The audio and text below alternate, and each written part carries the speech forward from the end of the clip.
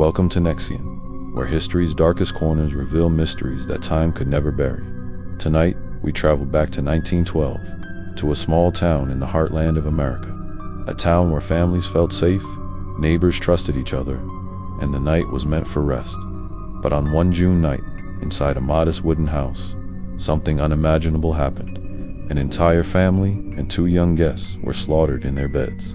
The killer vanished into the darkness, leaving behind only silence and questions that have never been answered. This is the story of the Villisca Axe Murders, a mystery over a century old, a crime that shattered innocence, and a house that still whispers with echoes of terror. Part 2, the peaceful town of Villisca. The town of Villisca, Iowa, in 1912, was the picture of small-town America, a population of just over 2,000 people, mostly farmers, shopkeepers, and churchgoers. It was a place where everyone knew each other, and crime was nearly unheard of. Life revolved around the First Presbyterian Church, the schoolhouse, and the railway. The rhythms of farming and community events kept life predictable. The most exciting events were town picnics, church socials, and Sunday gatherings. The Moore family was well respected. Josiah Joe Moore, a 43-year-old businessman, ran a successful implement store. He was hardworking, known for his fairness, and was active in church life.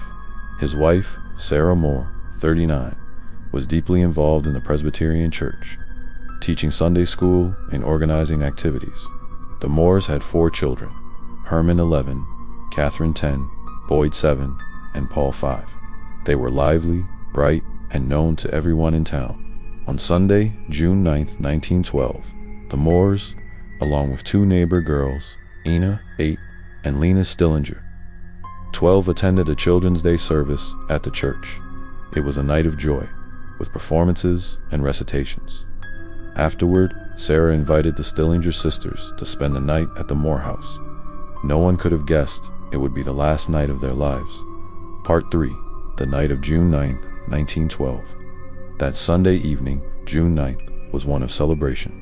The Children's Day program at the Presbyterian Church had filled the town with laughter and pride. The Moore family, Josiah, Sarah, and their children, were at the heart of it.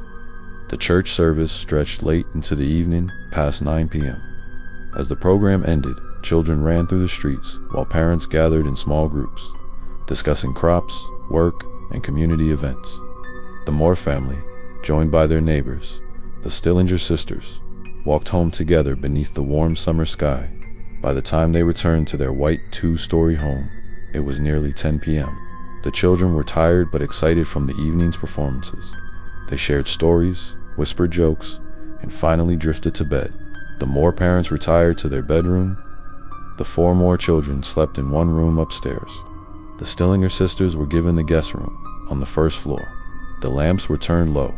Outside, the streets of Villisca grew quiet. By midnight, the whole town slept. But someone was awake, watching, waiting. Part 4, the horrific discovery. On the morning of June 10, 1912, neighbors noticed something unusual. The Moore household, normally bustling early with children's voices and chores, was silent. The curtains were drawn, the doors locked. By 8 a.m., a concerned neighbor, Mary Peckham, approached the house.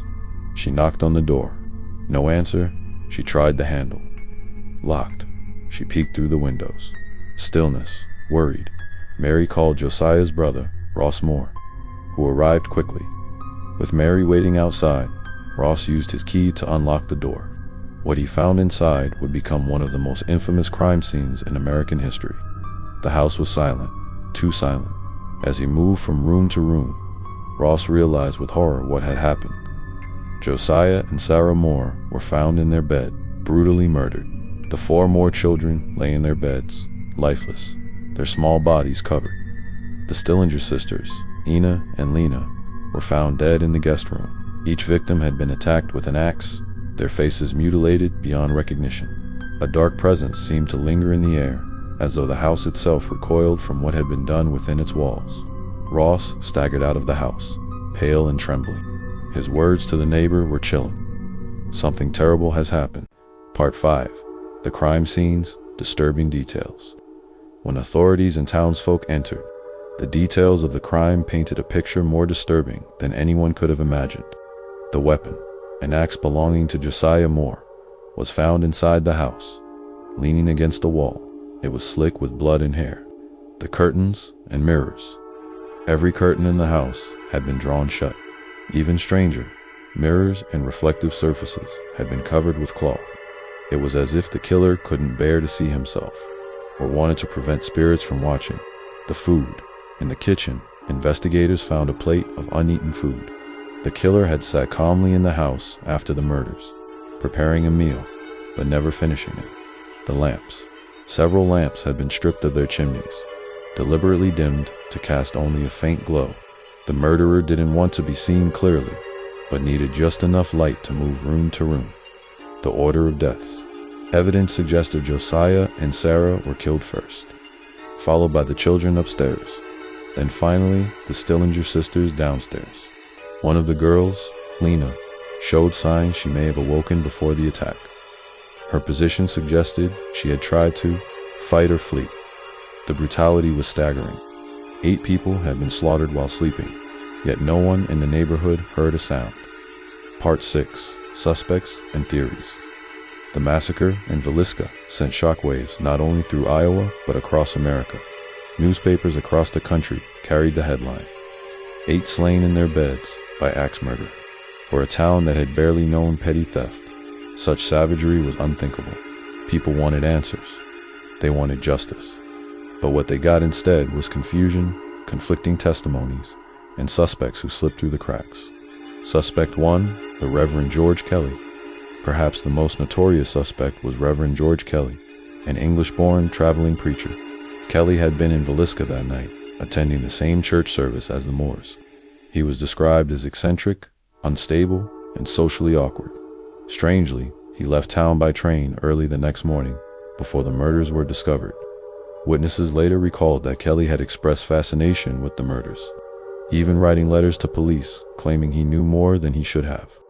In 1917, he was tried for the murders after allegedly confessing, but his confession was erratic, and he later recanted. The jury could not convict him, and he walked free. Suspect 2, Frank Jones. Another suspect was State Senator Frank Jones, a Villisca businessman. Josiah Moore had once worked for Jones before opening his own successful store. The rivalry was bitter. Rumors swirled that Jones resented Moore for stealing customers, and perhaps his pride. Some townsfolk whispered that Jones hired someone to teach Moore a lesson that spiraled into tragedy. But with no solid evidence, this theory remained speculation. Suspect 3, William Blackie Mansfield. Mansfield was a known criminal and drifter with a violent past. He was suspected in similar axe murders in other states. Detectives believed he might have been a contract killer, paid to slaughter the Moore family. In 1916, he was arrested but later released for lack of evidence. Suspect for a traveling serial killer. The Villisca murders bore eerie similarities to other unsolved axe murders across the Midwest and South between 1911 and 1913. Entire families slaughtered in their sleep. Curtains drawn, the weapon often left behind, little or no robbery involved. Some investigators theorized a wandering serial killer traveled by train, targeting households at random. Villisca, being along railway lines, fit this pattern. Suspect 5, someone in town. Of course, some suspected the killer was not a stranger at all, but someone local. The precision of the attack, the quiet execution, and the bizarre staging of the scene led many to believe the murderer knew the Moores personally. But if it was a local, no one ever confessed. And fear silenced the town. Neighbors looked at each other differently, wondering if the murderer walked among them. Part 7, the serial killer theory. The early 1900s were a time before national databases, before FBI profiling, before communication between states was efficient. A murderer could strike in one town, hop a train, and strike again hundreds of miles away without police ever connecting the crimes. Researchers later linked Villisca to similar cases. Colorado Springs, 1911, a family murdered with an axe while they slept. Ellsworth, Kansas, another axe murder eerily similar. Paola, Kansas, and Columbia, Missouri. More families slaughtered at night. The details were chillingly consistent. Was Villisca part of a wider killing spree by a shadowy figure, now lost? Part 8. The Paranormal Legacy, the Haunted House. The Villisca Axe murder case never found closure. No trial, no conviction, no justice.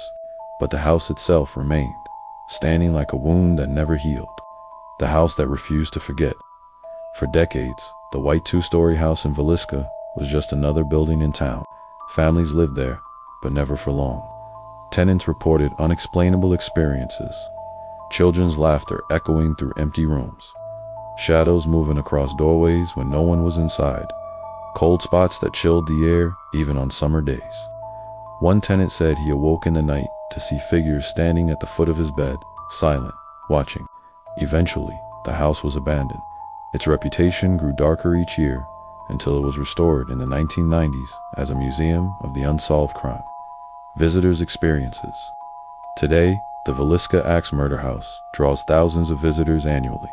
Some come for history, others come for something more. Paranormal investigators have called it one of the most haunted places in America. Guests who spend the night inside the house report. Doors opening and closing by themselves. The faint sound of children crying. Objects moving in the dark. EVP's electronic voice phenomena capturing whispers. Don't run, and no. In one chilling case, a visitor fainted after claiming to see a man holding an axe in the shadows of the upstairs hallway. The psychological weight. Even skeptics admit the house has a heavy, oppressive atmosphere. Walking through the bedrooms, with their old furniture and recreated settings, it is impossible not to imagine the screams that never had a chance to escape that night in 1912. The mirrors are uncovered now, the curtains are open, but the sense of unfinished business lingers. It is not just a crime scene, it is a tomb of unanswered questions. Part 9. Legacy of Fear and Fascination. The Villisca Axe Murders changed the town forever. Villisca became synonymous with horror, its name carved into the annals of true crime history. For historians, it remains one of America's most infamous unsolved crimes. For paranormal enthusiasts, the house is a proving ground, a place where the veil between worlds feels thinner. For locals, it is a reminder that even the safest towns can harbor unthinkable darkness. Over a century later, the questions remain. Who killed the Moore family and the Stillinger sisters? Why did they cover the mirrors, dim the lamps, and linger in the house afterward? And why has the truth remained buried for so long? Part 10. Closing narration. NEXION signature. June 10, 1912.8. Lives ended in the quietest hours of the night. A family destroyed, a town scarred, and a mystery that refused to fade. The killer's identity remains hidden, locked in time, while the echoes of that night still wander the rooms of a house in Iowa. Perhaps the murderer was a drifter, never caught. Perhaps it was someone closer than anyone dared to believe. But one fact is undeniable. The Villisca Axe Murders remain one of history's darkest unsolved mysteries.